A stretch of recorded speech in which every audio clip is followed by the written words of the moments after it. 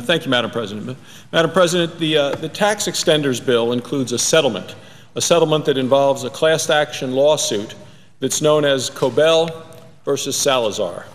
The total cost of this settlement is about $3.4 billion. This settlement will affect hundreds of thousands of Indian people across the United States who are class members in this lawsuit. It was signed last December by the Obama administration with the lead plaintiffs and their attorneys. Madam President, part of the settlement provides $1.4 billion to individual Indians whose trust assets have been mismanaged by the federal government for over 100 years. Another $2 billion would be used by the Department of the Interior to consolidate Indian land ownership to prevent a repeat of these claims. Well, on Wednesday, June 9, 2010, Attorney General Holder and Secretary Salazar sent letters to the Senate leaders opposing an amendment that I filed on Tuesday, June 8th. My amendment corrects serious flaws in the settlement. Now, I'm going to respond to their letter as well as explain my amendment. The Attorney General and the Secretary argue that the amendment makes material changes to the settlement that would render it void. Well, to begin with, I must point out that the parties have changed their settlement in material ways several times, Madam President, since it was announced that the agreement had been reached. Whenever they deem fit, they change it. And for the reasons that I'm about to go into, they should change it again. If they don't, then Congress should not act. In their letter to leadership, the Attorney General and Secretary Salazar say, and I quote, "The nature of any settlement agreement is that no one gets everything they ask for," close quote. Madam President, I know that the Cobell case has waged on and on in the courts for 14 years. It's been up and down on appeal many times, too many times. In fact, it is on appeal right now.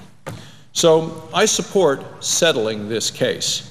I support providing fair compensation to people harmed by decades of federal mismanagement. And I support consolidating the fractionated ownership of land to prevent the recurrence of problems that led to this court case. But I cannot support the settlement as drafted by the administration.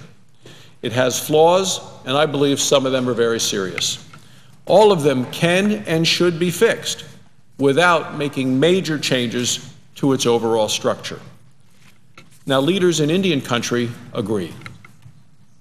Madam President, I ask unanimous consent that a letter dated June 11, 2010, from the National Congress of American Indians to Senator Dorgan and to me be printed in the record following my remarks. Without objection. Thank you, Madam President.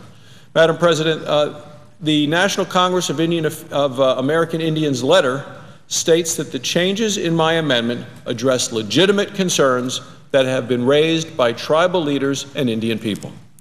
The NCAI letter references resolutions passed by the affiliated tribes of Northwest Indians and the Great Plains Tribal Chairmen's Association supporting my amendment. So what does my amendment do? Well, it addresses 5 significant weaknesses in the settlement.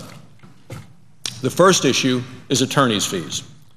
This settlement was signed by the Department of Justice and 2 of the plaintiffs on December 7, 2009.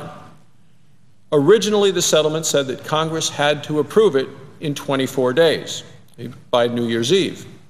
Well, supporters said that there was no time for a hearing. Congress had to act immediately. I disagreed.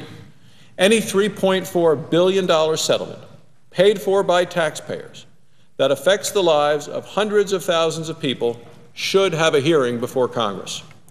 I requested that the Committee on Indian Affairs hold a hearing on the settlement. Chairman Dorgan scheduled one nearly 6 months ago, and that hearing was December 17, 2010. During the hearing, it was disclosed that the parties had entered into a separate agreement covering attorney's fees. In the side agreement, the plaintiffs' lawyers agreed not to ask the court for more than $99.9 million in pre-settlement attorney fees and costs. and the administration agreed not to argue that the attorneys should get anything less than $50 million. So in effect, the two parties quietly agreed that the plaintiff's attorneys should be paid between $50 million and $100 million. This separate agreement also provided that when attorneys asked the court for pre-settlement fees, the attorneys must provide contemporaneous time records, but they said only, quote, where available, unquote. Well, this is a very remarkable agreement, especially for a court case that was pretty much all about inadequate government record keeping in the first place.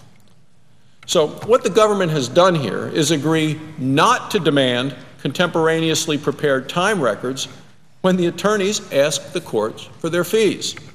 Fees that will be taken directly out of the funds that are supposed to be distributed to the class members in the suit. This settlement should be about compensating the individual Indians who were harmed by government mismanagement. My amendment requires production of contemporaneous records, and it caps the fees at $50 million. Now, $50 million is an amount that both parties agreed would not be appealed. It is their number, so it must be fair.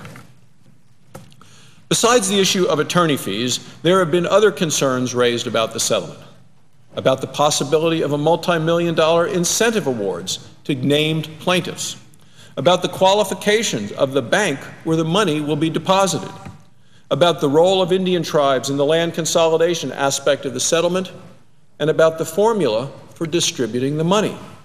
My amendment addresses each of these issues.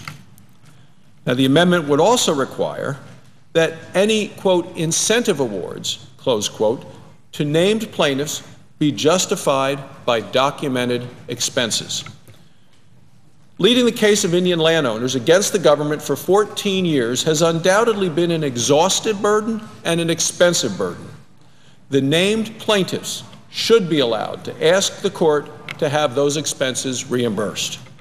My amendment would limit any such award to an aggregate amount of $15 million, and only for the expenses incurred by the class representatives. Now, this is the amount that the plaintiffs told us that their total estimated out-of-pocket expenses. The amendment would allow full reimbursement of these expenses. My amendment also addresses the selection of the bank that will hold the $1.4 billion in settlement funds. The settlement is especially lax in setting standards to ensure the safety of these funds.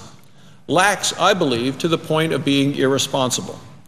My amendment simply requires the court to consider certain factors when approving a proposed bank: experience, a history of regulatory compliance, plus competitive interest rates and fees. These factors are important because if anything is to happen to the money, well, then the class members bear the risk of the loss.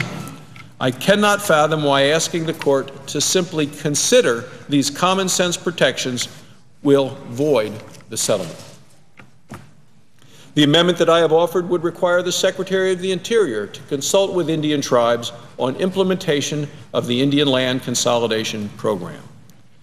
In order for this $2 billion consolidation program to succeed, the tribal governments should be partners in implementation. The amendment would require that to happen. Finally, my amendment would provide relief for certain class members for whom the pro rata formula used in the settlement does not work. This formula is simple and will be easy to use. That's why the administration likes it. In many cases, the formula won't work and will lead to unfair results. It is necessary that we create a system for individual class members with unique circumstances to petition the court for non-standard settlement payment. Under my amendment, the court would be provided with broad flexibility to make discretionary awards in appropriate cases. In closing, Madam President, I urge members of the Senate to support this amendment to the Cobell settlement provisions in this measure. My amendment doesn't change the structure of the settlement. It does improve, however, the agreement for the hundreds of thousands of class members covered by the settlement. Now, what my amendment doesn't do is void the agreement. Let me repeat, my amendment does not void the agreement. It does not void the settlement. Plaintiffs have the ability to void the settlement if they don't believe the changes are in the best interest of class members. The administration can void it if they don't believe there should be financial standards for selection of the bank that will hold and manage $1.4 billion of settlement funds. By passing this amendment, we will not void the agreement. Congress has the obligation to never rubber stamp an agreement and to not rubber stamp this agreement. Adopting my amendment is the right thing to do. Thank you, Madam President. I yield the floor.